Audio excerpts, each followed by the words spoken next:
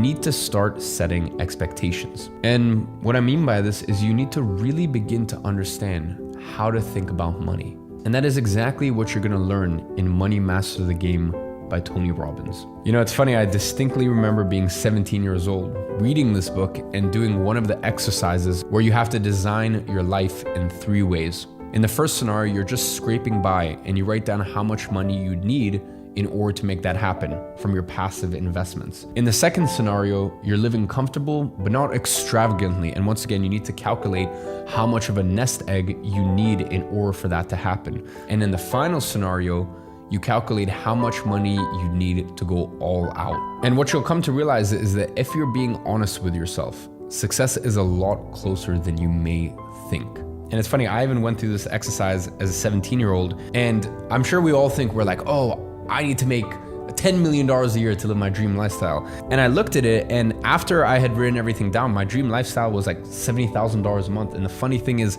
the next year when I was 18 years old, I was making that amount of money every single month. So I guess it's just crazy how writing things down physically works. And it's funny, I still have those journals in my house to this day. I think for me, it was very powerful because in my mind, as I said, I thought like for my dream lifestyle, I have to make millions and millions of dollars a year. And listen, $70,000 a month, I understand it's still a good chunk of money. It was still substantially less than what I thought I did. So when I wrote everything down, I was like, oh wow, for me to live my dream lifestyle, it's a lot closer than I thought. Now listen, of course, your expectations will always change.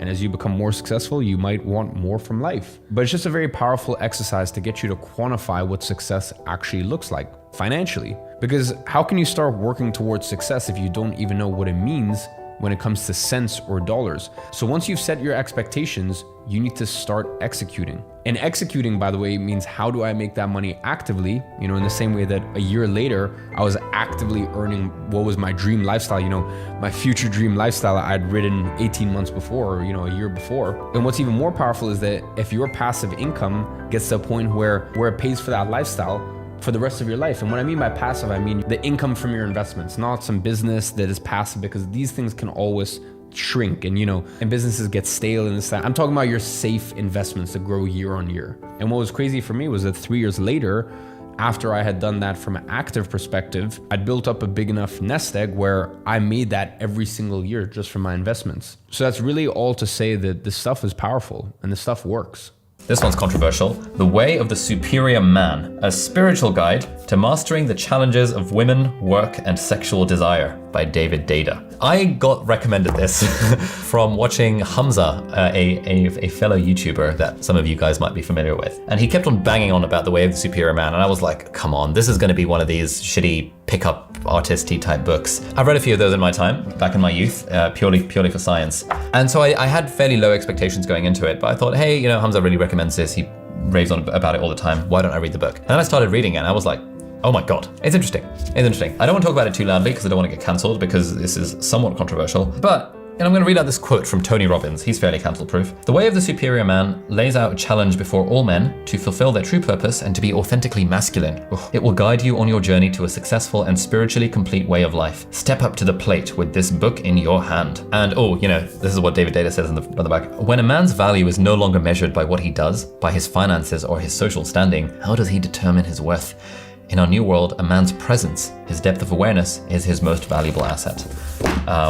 Yeah, check it out. Set for life. This is actually the first book that I generally recommend to people, which is why I have two, because I loan them out a lot. In Set for Life, Scott Trench really goes over pretty much everything you need to know about financial independence and early retirement, frugal living, house hacking. I didn't read this till a couple years ago, but it's pretty much exactly all the steps that I have done, minus a few things here and there. One of my favorite ideas from this book is that true wealth is about building out a financial runway, creating enough rapidly accessible wealth that you can survive without work for a year, then 5 years, then for a lifetime. And that's really the whole idea of the FIRE movement. It's spending less, earning more, and then investing the difference correctly. And this book, which is actually one of my top recommended books, is The 4-Hour Workweek. This one really transformed my life. I definitely recommend you try dreamlining. Pretty much you put in what you want to have, what you want to do, and what you want to be into a spreadsheet, and you find out how much that would actually cost you per month. And then now that you have that number, you figure out how to earn that much extra money or that much money in total within the next 6 months. So it's not something you can put off. If you want to try this out, I'll leave a link to this sheet down below. For me, at least, most of the stuff was actually way more affordable than you think it is. You just put off all these things in your life because you think they're way out of reach, they're super expensive. They're not actually. You can do a lot of stuff if you just think differently than most people. You ask, how can I afford it, instead of saying I can't afford it. And also I love the quote in this book, less is not laziness. As a bit of a minimalist myself, I definitely agree with that. Millionaire Fastlane. The point that the author makes in this book is that there is no such thing as get rich easy, but there is such thing as get rich quick, which is really interesting because you don't hear that very often. He talks about the 3 paths in financial life. The first path is the sidewalk, and it is one where you spend more than you earn repeatedly, which keeps you trapped in a cycle of being paycheck to paycheck. The second path that he talks about is the slow lane, and it's about taking the safer path in life. Getting good grades, getting a good job, saving a portion of your paycheck every month, and then putting that into investments, and eventually being able to retire at 65 plus years old. And the issue with this is that it is the slow game, and you're ultimately trading your time for money. And then there's path 3, and that is the fast lane. And that is leveraging your time to create passive income. So in other words, investing your time in work that generates passive income by creating a product or a system that's capable of earning an income long after your original time investment has been put into it, and it expands your income potential. So what I really like about this book is that MJ, the author, while saying there is such thing as getting rich quick, which can sound a bit scammy, he keeps it very real in that it isn't possible without a lot of hustle, a lot of hard work, and a lot of discipline. You need to be incredibly committed. And even though it might be or might look like that you get rich really quick, it's actually accumulation of years and experience and knowledge that gets you to that point. The compound effect. There are 2 quotes from this book that really sum the whole thing up for me. You will never change your life until you change something that you do daily. The secret of your success is found in your daily routines, which is something that I love. You hear me talk about trying to do one thing every day to get me closer to my goals, and it has completely transformed my business over the past couple of years. It's not the big things that add up in the end. It's the hundreds, thousands, or millions of little things that separate the ordinary from the extraordinary. Just the idea of compound interest was life-changing for me. A great example is if you invest $1 when you're 20, that dollar will be worth $88 if you retire at 65, calculating in 10% interest compounded over 45 years. But if you wait until you're 30, just 10 years later, that $1 will only be $33,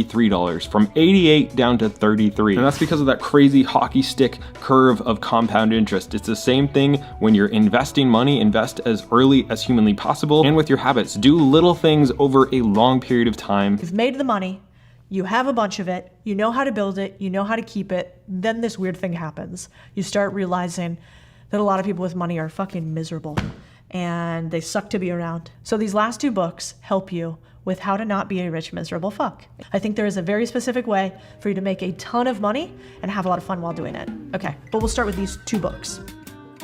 Your Money or Your Life. This book sparked the entire FIRE movement, if you guys have heard of that. Financially Independent, Retire Early. Brilliant book by a woman who basically said, the key is remembering that anything you buy and don't use, anything you throw away, anything you consume and don't enjoy is money down the drain. Wasting your life and energy and wasting the finite resources of the planet. Any waste of your life energy means more hours lost to the rat race, making a dying. And she meant that on purpose. Instead of making a living, it's making a dying. So how you spend your money is your vote on how you want the world to exist. And this book, Vicky does an incredible job of listing out exactly how she opted out of the rat race, how she saved specifically what she needed in order to retire early and enjoy her life. Vicky hasn't had a job for decades now and has inspired a movement of tens of thousands of humans to do the same.